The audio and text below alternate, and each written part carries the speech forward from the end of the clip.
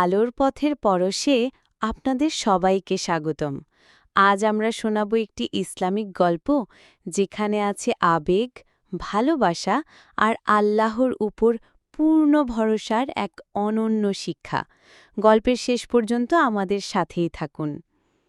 একদিন এক গরিব কিন্তু ঈমানদার যুবক ছিল, নাম ইউসুফ।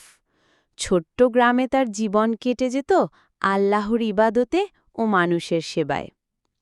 ইউসুফ খুব কষ্টে দিন কাটালেও তার অন্তরে ছিল অপার ভালোবাসা, তার মায়ের জন্য, গ্রামের মানুষের জন্য আর সবচেয়ে বড় কথা আল্লাহর জন্য। একদিন গ্রামে ভয়াবহ খরা দেখা দিল, সবার ঘরে খাদ্য কমে গেল। সেই সময়ে ইউসুফ নিজের শেষ খাবারটুকু এক অসহায় বৃদ্ধকে দিয়ে দিল।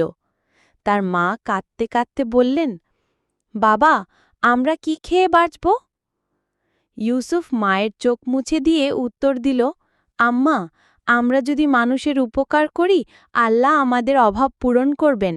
আল্লাহ আমাদের রিজিকের মালিক।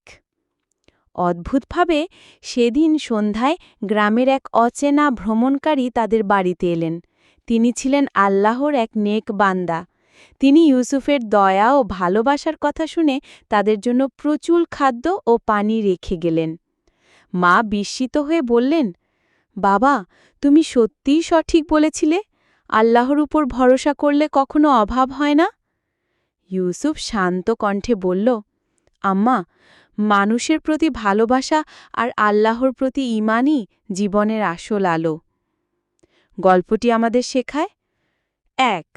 অভাব অসুবিধা যত বড়ই হোক না কেন আল্লাহর উপর ভরসা রাখলে তিনি দ্বিগুণ দিয়ে ফিরিয়ে দেন।